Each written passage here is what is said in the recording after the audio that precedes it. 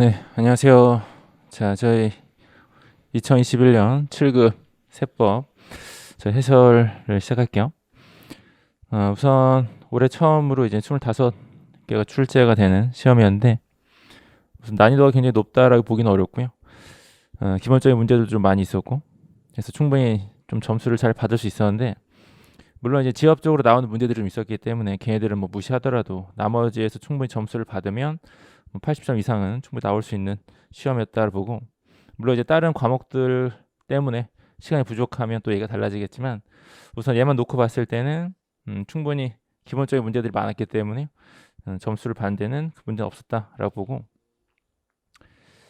그다음에 뭐 다른 법과 섞어서 그러니까 뭐 신탁재산 같은 경우는 법인세랑 소득세 섞어냈는데 그건 올해 이제 특수한 사항이라서 신탁재산이 개정이 되면서 이제 부가세는 내년부터 적용이 될 거니까 그냥 빠지고 그다음에 소득세랑 이제 법인세만 같이 묶어 내다 보니까 법이 같이 나온 거고 그다음에 부담부징여 같은 경우도 이제 다른 법과 연결되다 보니까 계속 같이 되긴 했는데 결론적으로 이제 상속징여에 대한 문제였고요.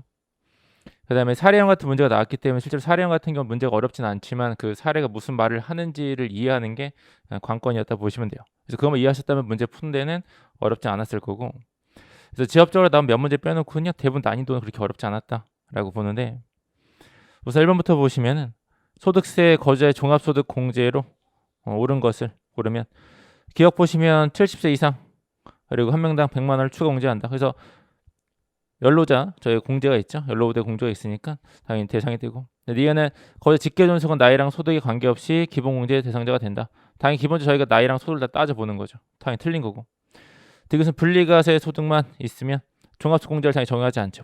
종합소득이 있어야 되는 거니까 리을은 주택담보 노형 이자 비용에 대해서 세액공제 저 소득공제 해주는데 200만 원까지 한도가 되니까 이게 다 기본적인 내용이라서 충분히 보고 바로 그냥 풀 수 있는 문제였고 2번 같은 경우도 고액상속 체납자의 그 감치와 관련된 거에서 관련 없는 걸 고르는 건데 보시면은 4번에요. 5천만 원 국세를 체납한 자로서 직계 종부세 국외 이주한 경우 이건 전혀 상관없죠. 이건 출국금지 관련된 사항이기 때문에 감치랑 전혀 상관없는 거니까 얘도 뭐 읽어보시면 문제없이 답을 찾을 수 있는 거였고 3번 보시면 소득세 원천징수로 옳은 것은 1번에 원천징수 의무자는 소득세가 과세가 되지 않던가 면제가 된 소득에 대해서도 원천징수를 해야 된다. 당연히 과세가 되지 않는다면 원천징수 할 필요 없죠. 세금을 미리 떼는 건데 뗄 필요가 없고 2번도 저희가 뭐 얘기했던 건데 법인세 과표를 결정 경정할 때 그때 소득첨에 대해서 저희가 지급식 의제를 해야 되는데 신고를 했다면 신고일이 되는 거였고요. 신고를 하지 않은 이런 결정 경정이었다면 그때 뭐가 돼요? 통지서를 받은 날이 된다라고 하는 거죠. 그래서 통지서를 받은 날에 지급한 걸 봐서 원천 인수를 한다. 그래서 지급 의제가 있었고 3번도 보시면 간단하죠. 30명이 아니라 20명이죠. 20명 이해할 때 단기별로 할 수 있는 거고 직장공제 초과 반환금은 무조건 분리과세를 하는데 얘는 14%가 아니라 기본세요. 그래서 얘도 별 어려움은 없을 거라고 보고 4번 보시면 공동사업 이것도 보자마자 그냥 바로 1번 찍고 넘어갈 수 있는 문제인데요. 그래서 옳은 건데 1번 보시면 사업소득이 발생한 사업을 공동으로 경영하고 그 손익을 분배하는 공동사업의 경우는 공동사업장을 하나의 거주로 봐서 사업장별로 소득금을 계산한다. 보시면 공동사업에서 항상 얘기했던 내용이고 그리고 항상 나올 수 있는 포인트는 사업장 하나의 거주를 보고 소득금액도 사업장에서 구한다. 뭐 그대로 냈으니까요. 바로 1번 찍고 나머지 읽어보실 것도 없죠. 바로 넘어가시면 될 건데 2번 보시면 나머지 다 기본적인 내용이에요. 물어보는 것들도. 그래서 2번은 분배할 때 손익분배 비율이 있더라도 지분 비율에 따라 뭐 해야 된다고 되어 있지만 실제로 저희 순서가 있기 때문에 손익분배 비율대로 가고 없을 때 지분대로 가는 거였고요.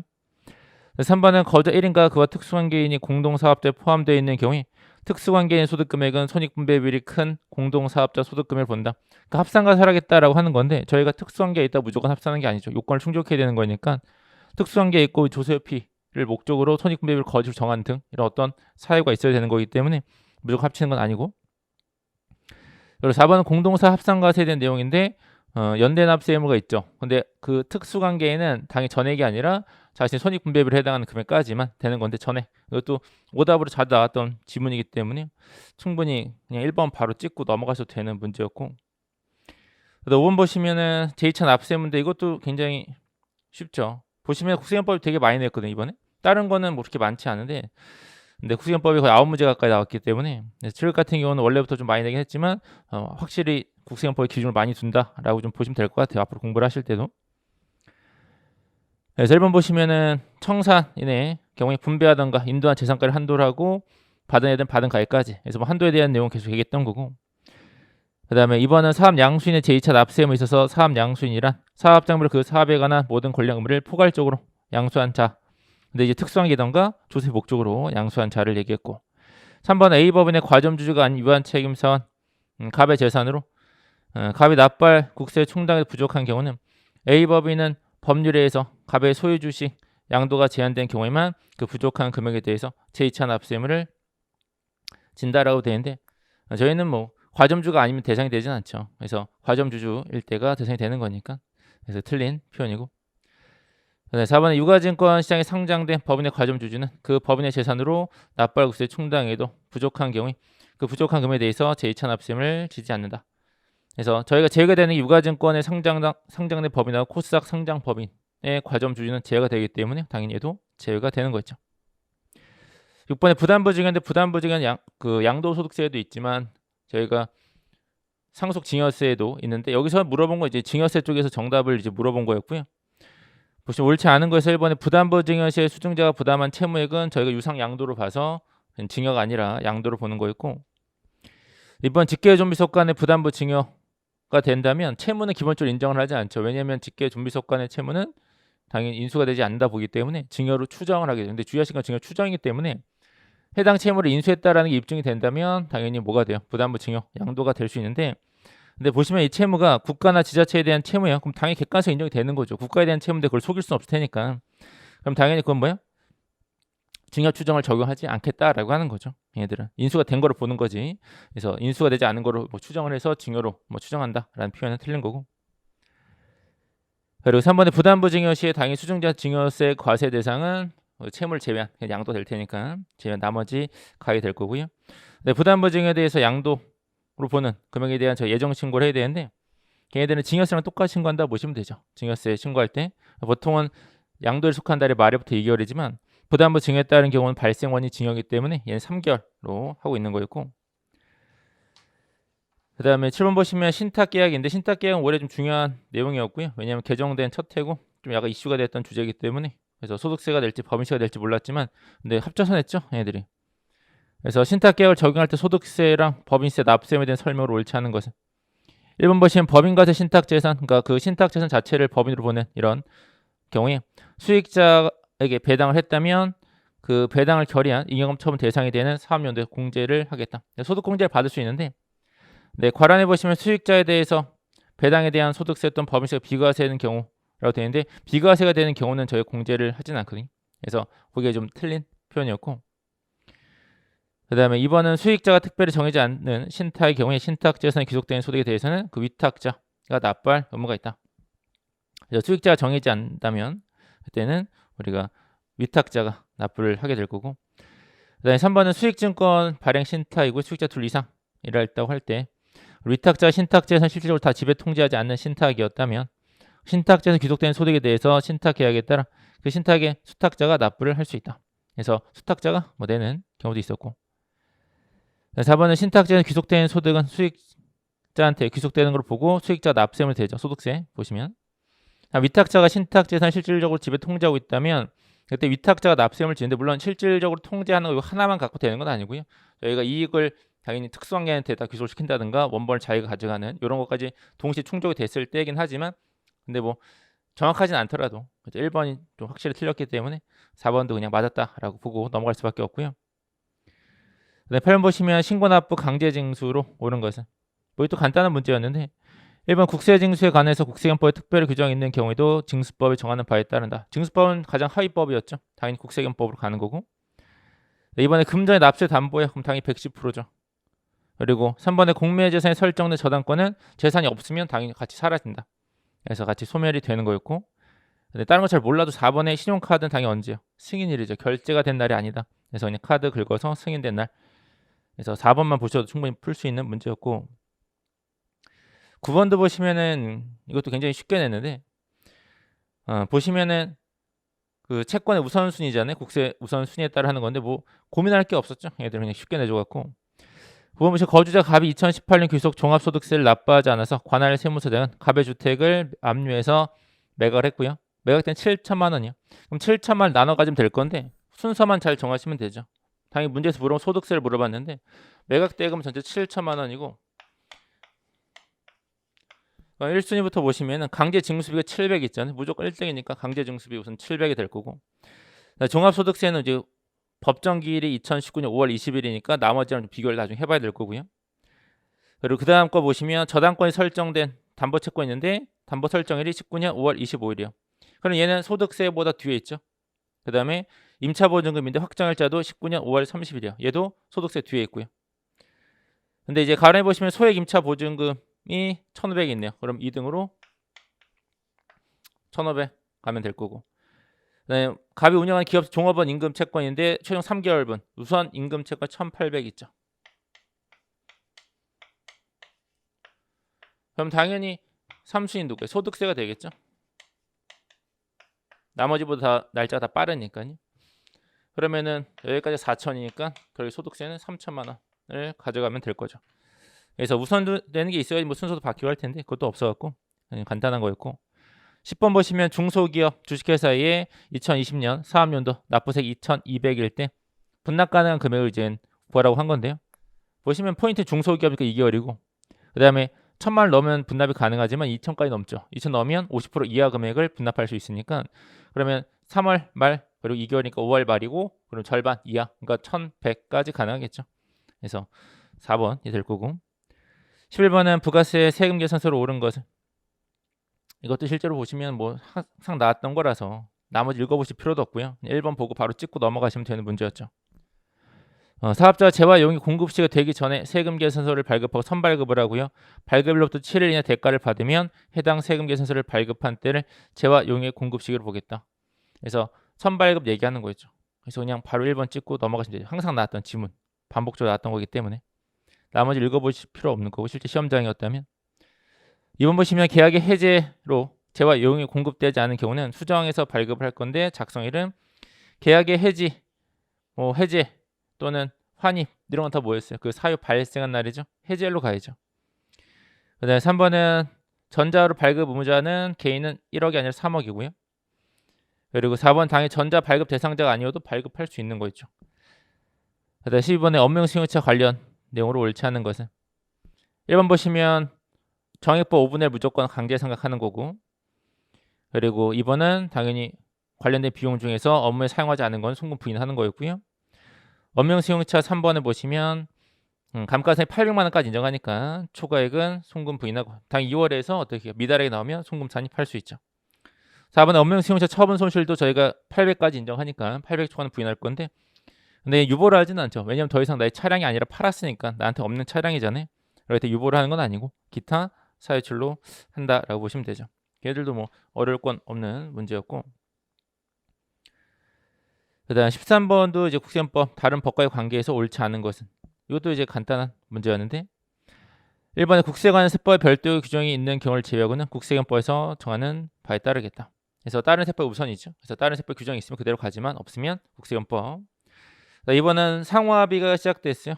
그러면 그 기간 동안에는 당연히 청구 기간 산입하지 않고 어떻게 될지 모르니까. 그리고 3번은 심사나 심판 청구에 대한 결정 기간 있죠. 90일이나 결정을 해줘야 되는데 통지가 없다. 그러면 받기 전이라도 다음으로 넘어갈 수 있죠. 행정소송 할 수 있고. 그 다음 4번은 위법 또는 부당한 첨부에 대해서 감사원의 심사 청구를 거쳤다면 바로 행정소송을 제기할 수 없다. 당연히 할 수 있죠. 저희는 국세관법에 따른 심사 청구나 심판 청구를 할 수도 있고 감사원법에 따른 심사 청구를 할 수 있죠. 셋 중에 하나를 선택하는 거니까. 그 중에 하나라도 했다면 다음 행정소송으로 갈 수 있는 거니까요. 당연히 4번이 틀린 거고. 14번은 세무조사를 옳지 않은 것은 이것도 1번 그냥 바로 찍고 넘어가시면 되는 문제였는데 과세는 적부심사에 따른 재조사에 의한 조사. 재조사니까 뭐예요? 유리한 조사죠. 얘네들은. 그러면 유리한 조사의 경우에 같은 세목 같은 과세견에 대해서 재조사를 할 수 없다. 유리한 건 무조건 할 수 있는 거니까 이거는 그렇죠? 재조사 유리한 거니까 당연히 할 수 있다죠. 그 다음에 뭐 이번에 상증세나 주식변동, 범칙사건, 관련자 동시조사 여러 명 동시에 조사하는 거니까요. 얘들 기한 제한을 받지 않고 3번은 세무공무원은 납세에서 구체적인 탈세 제보가 있다. 그러면 수시 선정이 사유가 되죠. 성실성 추정 배제 사유랑 뭐 똑같은 거긴 한데 이런 사유 있을 때는 저희가 동의를 받아서 어떻게 할 수 있어요? 장부를 보관할 수 있다라고 하는 거였고 4번 그냥 보시면 되죠. 그래서 실제 1번만 읽어보시면 되는 거고 시험장이었다면 15번도 보시면 수정신고랑 경정청구 등으로 옳은 것을 모두 고르면 1번에 기억 보시면 상속세 수정신고는 확정 효력을 가진다. 아니죠. 정부가 세목이니까 당연히 수정신고를 하더라도 확정 효력은 없는 거였고요. 니은은 과표신고서를 법정신고기가 제출한 자 또는 국세의 과표 및 세액 결정을 받은 자는 후발적 사유가 발생한 경우에 안날부터 4개월에 3개월 항상 저희가 얘기했던 거니까. 디귿 보시면 과표신고서를 법정신고기한까지 제출한 자나 기한 후 신고서를 제출한 자는 관할 세무서장이 과세표준과 세액을 결정 또는 경정해서 통지하기 전까지 그리고 제척기 끝나기 전까지 수정신고를 할 수 있고요. 리을 보시면 과표신고서를 법정신고기한까지 제출한 자뿐만 아니라 기한 후 신고한 자도 당연히 경정청구 다 할 수 있다. 그래서 디귿과 리을이 될 거고. 16번 보시면 16번은 조금 어려운 문제이긴 했거든요. 물론 지엽적인 내용이 좀 많이 들어가 있기 때문에 실제로 몰라도 되는 내용들이 좀 많이 있다 보니까 답만 찾는다면 찾을 수는 있을 것 같긴 한데 여러분 시험장에서 근데 다 읽어보시면 헷갈릴 수 있는 지문들이 좀 많아서 16번 보시면은 다음 중에서 옳은 것은 해서 1번에 공익신탁에 생기는 건 당연히 비과세니까 1번 제껴 쓸 거고 2번은 무슨 투자법에 따른 투자회사야. 그럼 투자회사가 나오고 배당 간액이 90% 배당을 한다. 그러면 소득공제를 떠올리시면 되겠죠. 얘들은. 그리고 해당 배당 결의한 잉여금 처분 대상. 그래서 결의일이 아니라 결의한 잉여금 처분 대상에 대한 사업용 소득에서 공제를 한다. 그래서 이게 바뀌었기 때문에 이걸 계속 말씀을 드렸었는데 그래서 그걸 보고 이게 맞다라는 대충 느낌은 잡았을 건데 나머지 3, 4번은 저희가 보지 않는 지문이라서 그걸 계속 읽고 고민하셨다면 좀 헷갈릴 수 있겠지만 과감하게 2번 찍고 넘어갔으면 괜찮은 문제였다 보고요. 근데 지엽적인 거라서 3번과 4번을 여러분이 주의 있게 보고 하실 내용은 아니에요. 3번 보시면 유동화 전문 회사 등에 대한 소득공제를 받으려는 법인은 소득공제 신청서를 2주 이내 이렇게 하는 게 아니라 과표 신고할 때 같이 제출하는 거고요. 4번은 배당을 지급하는 내국법인 사모방식으로 설립됐고 2인 이상 그리고 95% 주식을 소유한 법인이었다면 얘들은 실제로 공제를 해주진 않거든요. 얘들은 왜냐하면 이제 사모방식으로 투자를 하고 얘네들 다 운영을 하고 있다면 이건 회사를 거의 운영하는 방식이에요. 우리가 소득공제 해준 이유는 뭐였냐면 단순히 돈이 통과하는 도관으로 보기 때문에 그런 혜택을 주는 건데 얘들은 도관의 의미가 아니라 실제로 운영하는 회사 방식이기 때문에 얘들은 소득공제를 받지 않는다라고 보시면 되고 근데 실제로 그냥 3번과 4번은 중요한 내용은 아니고요. 17번 보시면 법인세법상 손익귀속시기로 옳은 것만 모두 고르면 기업의 중소기업 장기할부 체크하실 건 중소기업이고요. 장기할부죠. 그때 장기할부 조건에 따라 사업연도에 회수하였던 회수할 금액을 입금에 산입할 수 있다. 회수기일 도래 기준 할 수 있다죠. 왜냐하면 장기할부니까. 그래서 회수기일 가능하죠. 중소기업이면 얘들은 신고 정도 가능한 거고. 그래서 계상이라는 표현이 없어도 가능한 거였고요. 니은은 중소기업인 주식회사 B가 장기할부 조건, 중소고 장기할부예요. 그러면 자산 양도함으로써 발생 채권에 대해서 기업회계 정하는 바에 따라 현재 가치로 평가했다. 그럼 계상을 하면 인정하죠. 현할차는 무조건 뭐가 필요해요? 계상을 해야 되죠. 중소기업 뭐랑 상관없이 계상을 했을 때만 저희가 인정을 해주는 거니까요. 그래서 계상을 했다면 인정이 될 거고 그 다음에 계상은 선택이지만 그 다음에 현할차 상각은요. 무조건 기업회계에 따라서 해야 된다 보시면 돼요. 그래서 기업회계에 따라서 입금에 산입한다. 이건 중소기업이고요. 1년 미만. 그럼 중소고 1년 미만의 짧은 건설 공사요. 그럼 뭐가 가능해요? 인도기준 가능하다. 물론 결산 조정과 신고 조정 다 가능하죠. 리얼 보시면 제조업을 경영하는 주식회사 D가 결산을 확정할 때 이미 경관 기한에 대응한 이자. 근데 가령에 보시면 원천징수된 이자를 포함해요. 그럼 대충 눈치는 챘을 텐데 이걸 수익으로 계상하면 입금이 되진 않죠. 왜냐 원천징수에 대한 이자는 제외를 하니까. 그래서 리얼이 하나 틀린 거고요. 18번 보시면 18번도 이제 어려운 건 아니고 그냥 내용만 잘 보시고 판단했으면 충분히 맞출 수 있는 문제인데 국세연법상 그 제척기한과 소멸시효 한번 쭉 훑어보면 거주자 갑이 2018년 귀속 종합소득세를 신고하지 않자 관할 세무서장은 소득세 2천만 원을 결정해서 2020년 2월 27일까지 납부 고지서를 우편 송달했고 3월 1일 도달되었다. 그럼 무신고를 했고요. 우선 얘가 그리고 고지서가 통해서 저희가 확정이 되겠죠. 그래서 도달이 된 3월 2일 날 그리고 납부기한은 3월 20일까지요. 그럼 3월 20일까지 안 내면 이제 소멸시효가 시작이 되죠. 다음 날부터. 왜냐면 납부기한 기다려줘야 되니까. 그리고 역외 거래하는 건 아니고 부정한 것도 아니다. 일반적인 무신고다라고 하는 거죠. 그럼 7년으로 가면 될 거고. 그 다음에 갑은 2020년 12월 30일 현재 위 고지세액을 납부하지 않고 있다. 그리고 성실 신고 확인 대상 사업자는 아니다. 그러면은 제척기한 1번에 기사는 당연히 6월 1일부터가 되겠죠. 왜냐면 5월 31일까지 신고를 해야 되는데 안 했으니까 다음 날부터. 그 다음에 소멸시효는 아까 얘기했듯이 고지를 통해서 확정을 시킬 거고요. 도달했을 때 확정이 될 거고, 그럼 고지에 따른 납부기한까지 내면 되는 건데 안 냈으니까 그 납부기한의 다음 날부터 소멸시효가 시작이 되겠죠. 물론 소멸시효는 그냥 다 5년으로 가겠죠. 얘는 금액이 크지 않잖아요. 5억 넘지 않으니까. 그래서 2천만 원밖에 안 되니까요. 5년이 경과되면 끝나겠죠. 3월 21일부터. 3번의 제척 기간은 7년 무신고, 일반 무신고였으니까. 그다음에 고지에는요, 납세 과세관청의 권리가 샜으니까 소멸시효를 어떻게 해요? 중단하는 효력이 생기는 거죠. 그다음 19번 보시면은 수입배당 입금불사임, 이것도 뭐 저희가 잘 보진 않는 거고, 그래서 뭐 유를 뭐 외워야 되냐 말아야 되냐, 그래서 항상 제가 좀 외울 수 있으면 외우고 뭐 아니면 그냥 넘어가자라고 했었는데, 근데 유리 그냥 계산 문제가 나왔거든요. 그럼 이제 앞으로는 좀 대비를 해서 외울 수밖에 없다라고 이제 생각을 할 수밖에 없고요. 그래서 뭐 이런 것까지 잘 내진 않았지만 이제 뭐 출제됐으니까 혹시 모르니까 이제부터는 강제로라도 유를 좀 외우셔서 정리하셔야 될 것 같아요. 유만 알았으면 다 풀 수 있는 문제인데, 보시면은 지주회사 아니고 일반 회사요. 그러면 30, 50, 100을 좀 기억하라고 이제 중간중간 말씀드리긴 했지만, 근데 뭐 제가 꼭 외워야 된다라고 표현 안 했기 때문에, 그래서 외우신 분들은 쉽게 맞추겠지만 안 외웠으면 좀 맞추기 어려운 문제였다라고 보는데, 우선 주식회사의 지분이 99%예요. 근데 상장인지 비상장을 보셔야 되고요. 상장은 30%가 항상 기준점이고 비상장 50%거든요. 일반은. 근데 비상장이니까 50% 이상이 되면은 50% 입금 부인을 할 수 있다고요.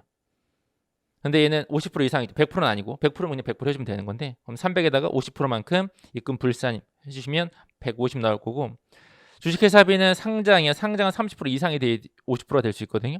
근데 30% 이상이 아니라 20%니까 얘는 30%만큼만 입금 불산임. 그래서 500에 30%에서 150. C는 100%니까 고민할 거 없이 100% 가시면 되죠. 그럼 400만 원. 그래서 700이 될 건데, 얘도 이제 뭐 지엽적인 약간 내용이었다 보고.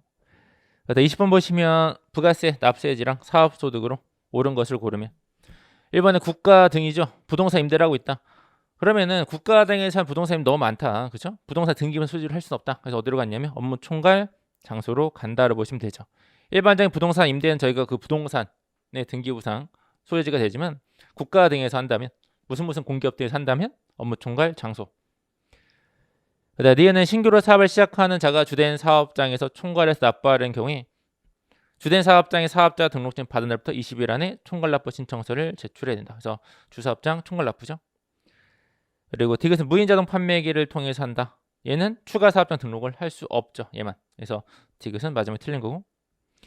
그다음 리을에 법인이 주사업장 총괄 납부를 하는 경우에 법인의 본점이나 주사무소를 말하고 지점이나 분사무소는 될 수 없다. 그죠? 지점도 가능하죠. 총괄 납부의 경우는 단순 납부니까. 그래서 니은 하나만 맞는 거였고. 그다음에 21번 보시면 부가세 신고 납부를 옳지 않은 것. 이것도 평소 잘 안 보는 약간 지엽적인 내용을 나왔는데, 옳지 않은 것 1번 보시면은 국외 사업자로부터 권리를 공급받는 경우에 공급받는 자의 국내인 사업장의 소재지 또는 주소지를 해당 권리가 공급된 장소로 본다. 그래서 국내에서 과세를 하겠다라고 하는 거였고요.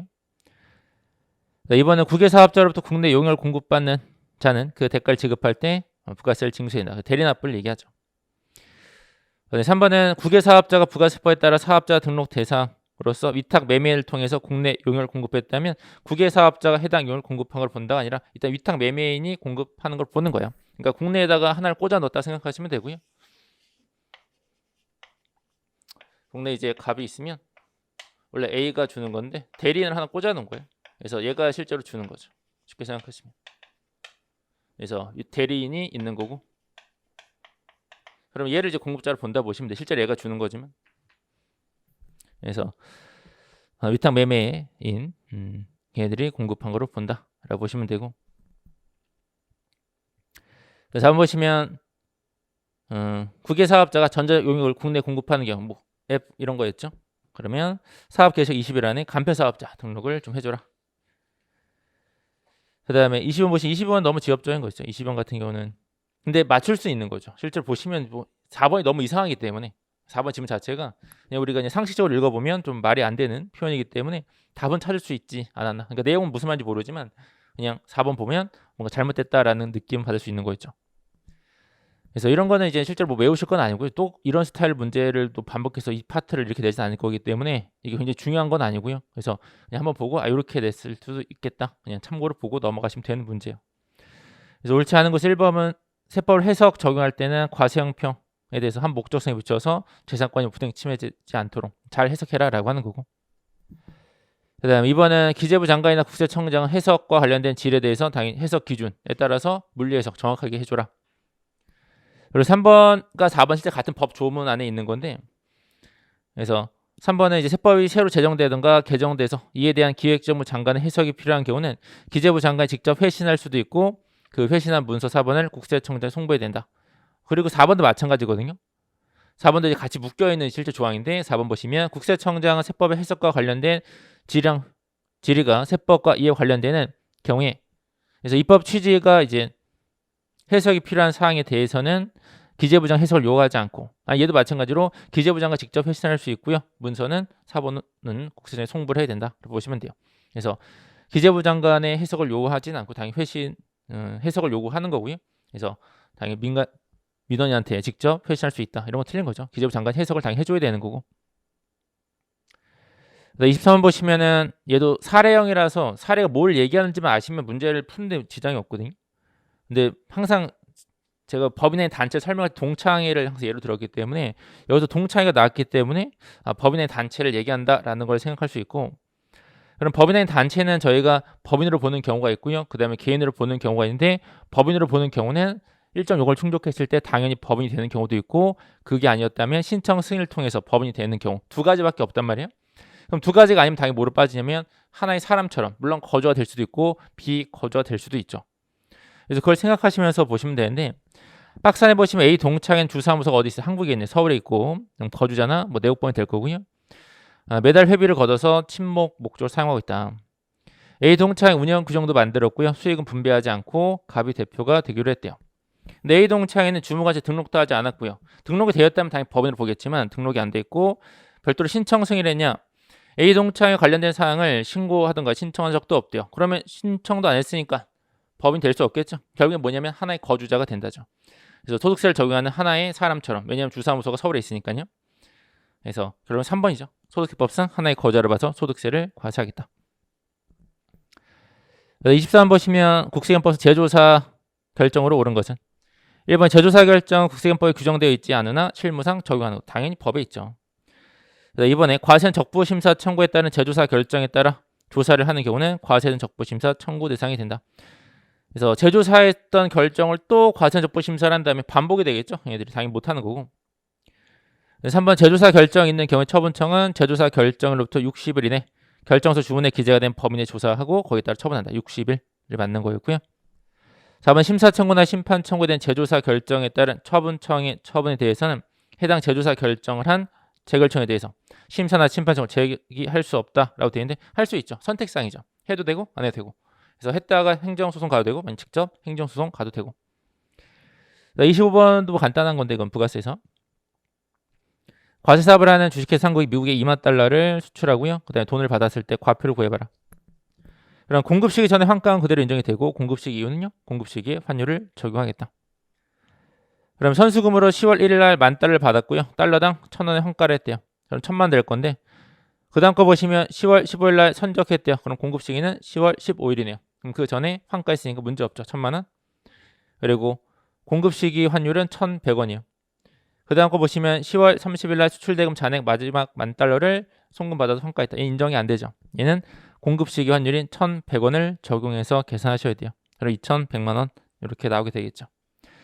그래서 보시면은 뭐 지역적인 문제가 한 4-5개가 있었는데요. 근데 그 중에서 제가 볼 때는 그래도 맞출 수 있는, 답은 맞출 수 있는 문제는 그래도 한 2문제 정도는 맞출 수 있었을 거라고 보기 때문에 그냥 잘만 보고 푸셨으면은, 그리고 나머지에서 물론 실수 나올 테니까요. 나머지 뭐 다 맞췄다고 또 생각할 수는 없고 나머지 또 뭐 2개 이렇게 틀릴 수도 있고. 그래서 제가 볼 때만 5개 안짝으로 좀 틀리셨으면 괜찮지 않을까. 물론 시간 때문에 어떻게 될지 모르겠지만, 그래서 뭐 지엽적인 문제들은 중요한 건 아니에요. 중요한 건 아니기 때문에 그걸 뭐 내가 열심히 공부하겠다 이런 생각을 가지실 건 없고요. 근데 여기서 좀 고민하실 거는 사례 형태로 좀 해석하는 문제를 냈다라는 거랑, 그 다음에 또 다른 법과 공통되는 걸 좀 섞어냈다라는 거, 그 정도를 좀 주의해서 이제 앞으로 대비하신 분들은, 그래서 올해 합격하시면 이제 더 이상 볼 건 없고요. 이제 혹시라도 계속 준비를 하신 분들은 그런 거에 좀 감안을 해서 보시면 될 것 같아요. 기본적으로 법전 문제가 계속 깔려 나오기 때문에 걔네들은 당연히 다 맞추시는 게 제일 좋고요. 걔네들은. 근데 이제 나머지들에서 얼마 잘 맞추냐에 따라서 뭐 고득점이 나오겠지만, 그래서 우선 얘도 뭐 결과 나와봐야겠지만 어떻게 나올지 평균 점수나 이런 것들이. 그래서 어쨌든 고생 많으셨고요. 그래서 저희 해설은 여기까지 보도록 하겠습니다. 예, 수고하셨습니다.